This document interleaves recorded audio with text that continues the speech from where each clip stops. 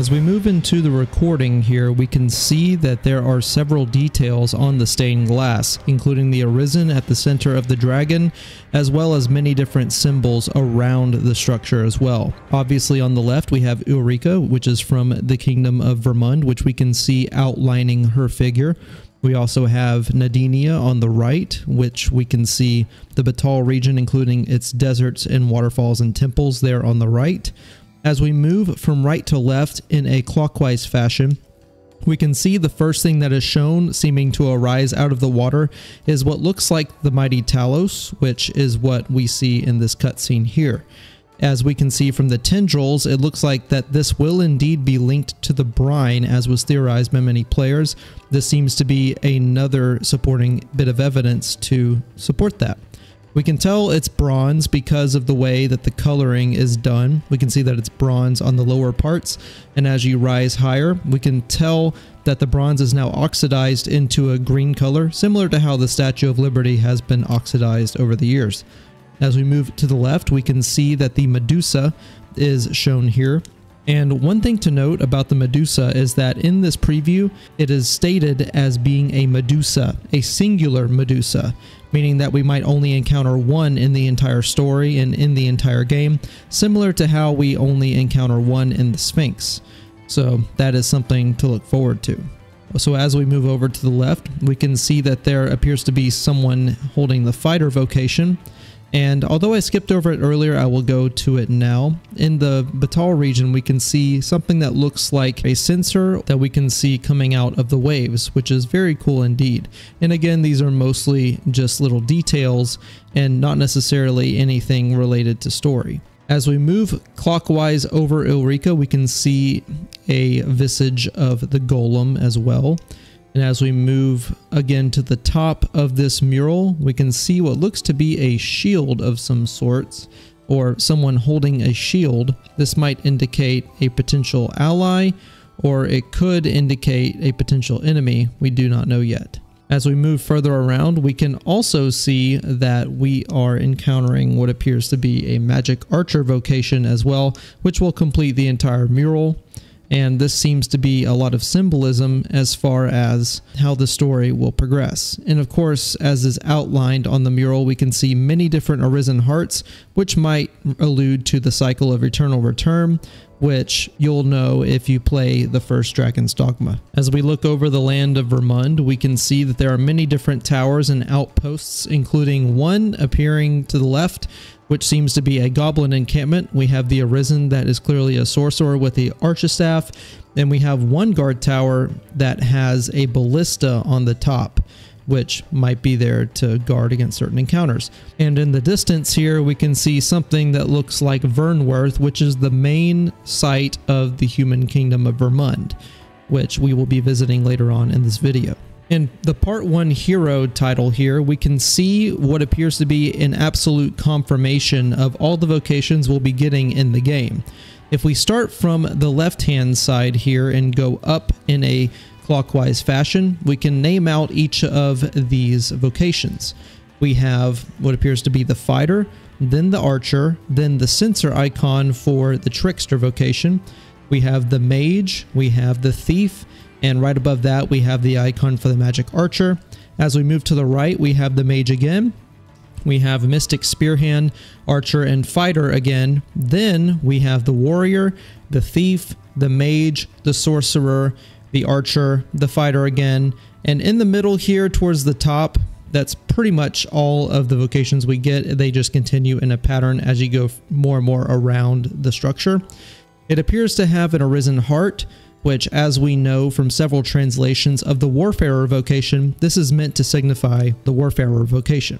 And this seems to confirm what Itsuno had said in several interviews, that in the final release of the game, there will only be 10 vocations. So if you ever needed any more confirmation, this image seems to imply that as well.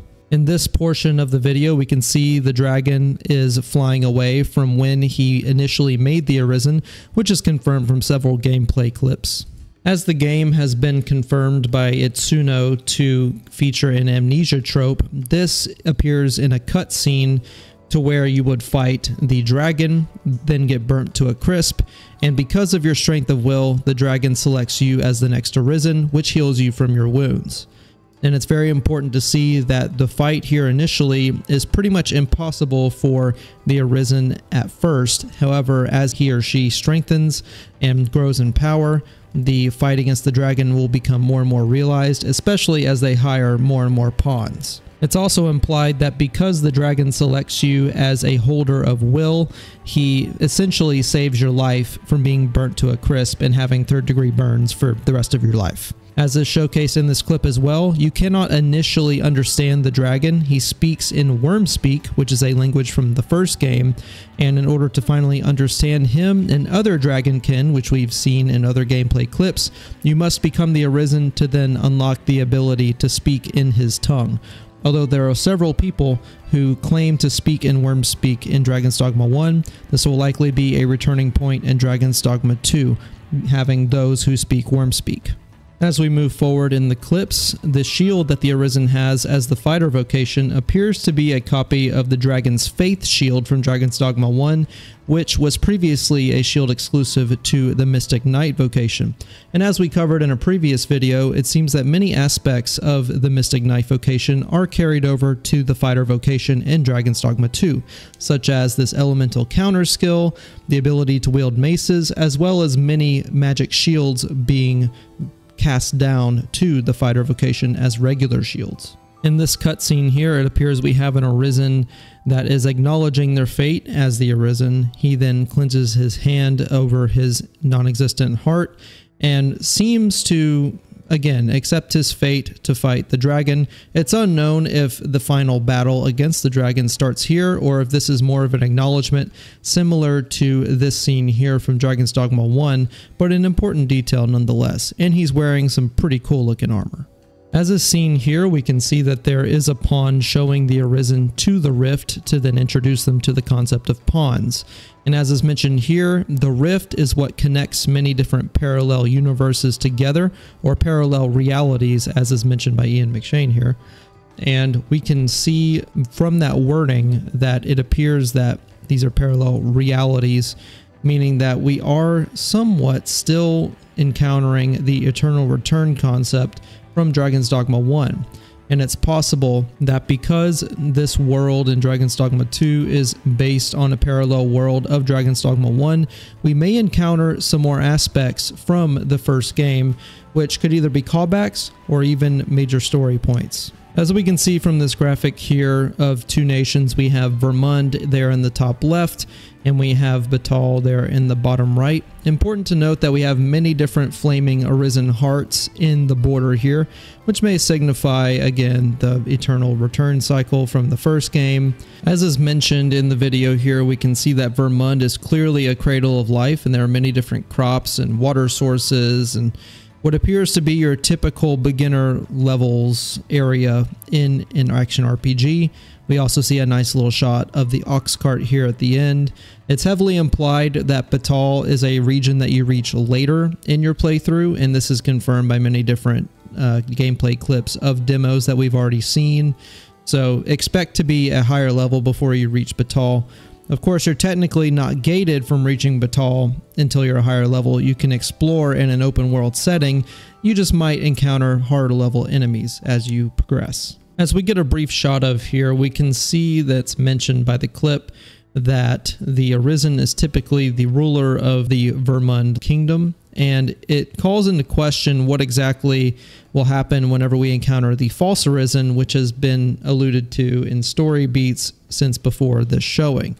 The false Arisen, it takes the place as the sovereign, which again is traditionally held by the true Arisen, and the false Arisen can also command pawns. Now, it's been theorized that the false Arisen has what looks to be a rift crystal in the middle of his heart, which is the same material that's used to hire pawns by the true Arisen if they are higher level than him.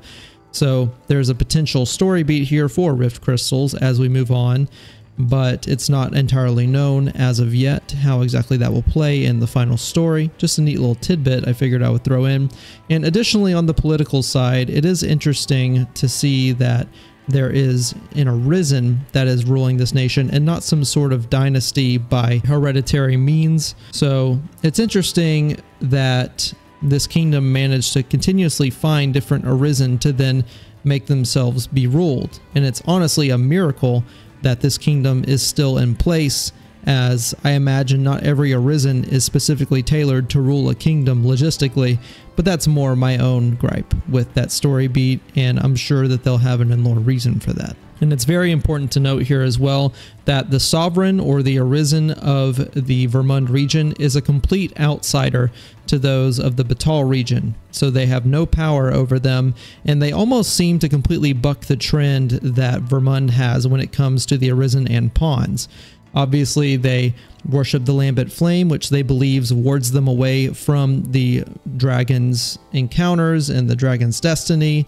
And they also completely despise pawns, which could also serve in that effort. It'll be interesting to find out how exactly the lambent flame is supposed to keep away the dragon, although because they have a hatred towards pawns or they see them as carriers of misfortune, it'll be interesting to see how that ties in with the Dragon's Plague, because as we know, the Dragon's Plague is a disease that is carried from pawns and is carried through the rift. And as we know, as you leave Dragon's Plague unattended and uncared for, a great calamity is said to unfold. So I'm wondering if this kind of thinking arose from a potential calamity that occurred in Batal's past, or if there is some sort of legend kind of presiding towards that. So we'll have to see how this goes. As we continue forward in this interaction with Manella here, we can also see that she is clearly wielding some sort of spear. Now, I do not know if this alludes to some sort of secret weaponry or if this just ties into a Mystic Spear Hand type weapon. We already have confirmation that there are only 10 vocations, at least the ones that they've announced so far, that being what we've already mentioned.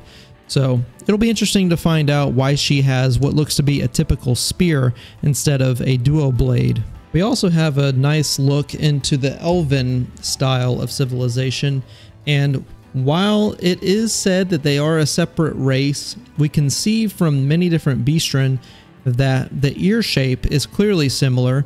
And if we look into the character creator, we can also see that you have the option to make pointed ears similar to elves as well. Now, it's important to note that while we can make Beastren characters, we cannot make separate Elven characters. But what I want to know is if elves are truly a race of their own, because they obviously look very similar to humans with the exception of the pointed ears. But because we can make human characters that have pointed ears, they are very similar to how elves look. So I'm wondering if elves are a true race in and of themselves, and if they have separate abilities, or if they were simply a sect of humans that separated out from the general population, created a language of their own, and just keep to themselves, similar to many different Native American tribes, for example. I would also like to point out that the fact that the Beastren also have these pointed ears might indicate that the Beastren's origins might originally come from a sect of elves or a sect of humans. I know that their lineage is said to be separate, however, I can't help but notice that through line. It seems like at one point they each had a common ancestor and branched out from there in 3 separate ways. Obviously the humans would lose their pointed ears and elves would retain theirs, and Beastren would kind of have their own thing with fur and all that sort of stuff. So I'm wondering if there's a lore reason why there are 3 separate races here, and 2 of which don't seem to be that different at all. Side note, I know that it's mentioned that the 3 separate races are technically 3 separate species. However, if you've ever taken a biology class, you would know that most species have a common ancestor in their lineage. So again, it makes me wonder if there is a common through line between all these different species. As we look at the monster panel here, again, we have the border with the flaming Arisen hearts, which signifies the story. And we can see on the left-hand side that we have what appears to be a golem. On the right appears to be the Medusa. And in the center, of course, we have Talos again. We've seen several different skills being applied throughout this playthrough, but one new one that we haven't really seen a whole lot of footage of is what appears to be Ensnare from the Thief vocation.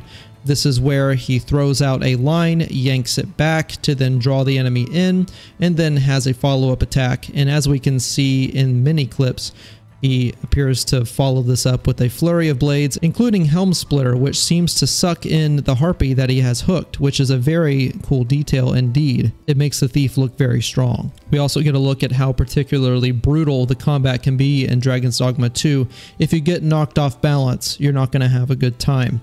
And as we have seen in previous interviews and also gameplay, not every character has the ability to quickly dodge or move out of the way of certain attacks, or even defend for that matter. So positioning and working with your pawns is going to be especially important in Dragon's Dogma 2 as opposed to many other action RPGs. As we look in this clip with the Drake, we can see that there appears to be an Arisen that is glowing red. And what this signifies is that the Drake has the ability to grab your pawns that you have assigned to you and then basically control it under his will. It's unknown if this is what causes the Dragon Plague, or if it's some other sort of story-related cause, but we do know that as an enemy from the first game that Drakes do have the ability to cast down their will against the Arisen to then take control of their pawns, so this is something you'll have to look out for whenever you're fighting Drakes. We get many different beautiful combat shots here, including one with the golem as well. Now, as we can see, as the scene moves to night, this is clearly a scene directly after a camp has been set. It has been shown in many different gameplay clips that the Arisen can get interrupted in the middle of the night if monsters happen to attack. Nighttime especially is very unforgiving. There's not a whole lot of light to go around, and as we can see in the night sky here, it is dusk. It's not quite night yet, so imagine this being even darker if you're caught in the middle of the night. And as is mentioned in the clips, there are many different exclusive enemies that you can find at night, including undead, skeletons, Dullahans, and many more. What I'm curious about in the skeleton clip here is that we can see the skeleton break apart, and then an additional hit is cast towards its skull. I'm not sure if this indicates that you'll need to deal a final blow to the skeleton's skull in order to completely dispel what keeps them up, but this might have a similar mechanic to Elden Ring, where you need to strike the skeletons as they're broken apart to finally get rid of them. Interesting detail that I thought I'd share. As we get clips of the undead here, it is important to note that they do maintain memories of when they were alive, so this makes me wonder if, because of the death mechanics that are in Dragon's Dogma 2, any characters that are slain will be sent to the morgue for 3 days and then will be unable to resurrect. I'm wondering if we'll ever see any potential allies who then pass away, then become undead as you continue the story. As we can see in this clip as well, undead are weak to fire. If we look closely at the Drake enemy here, we can see that its heart is exposed, which is a particular callback to its former Arisen life. This is confirmed in lore, by the way. As the Minotaur approaches this thief character here, we can see that it performs a skill called Masterful Kill, where it then seems to shimmy out of existence before crashing down on the Minotaur in the form of a counter-strike. And of course, the Medusa does what the Medusa does, turns people to stone, including if you don't look at them apparently. In particular, I find the Dullahan to be one of the coolest enemies because, as we can see in this clip against the Magic Archer, they appear to disappear out of existence and then reappear, similar to how the Banished Knights do in Elden Ring, which is a very cool effect that I hope more games do. And we get some beautiful cutscenes with many different huge enemies as well. This particular cutscene makes me think that the entire Talos fight might indeed be a one prolonged cutscene of a fight, meaning that no matter how many times you attack it or weaken it, it might not be able to be stopped until after a certain point. This includes previous clips where we've seen the Talos throw its spear at bridges and destroy them.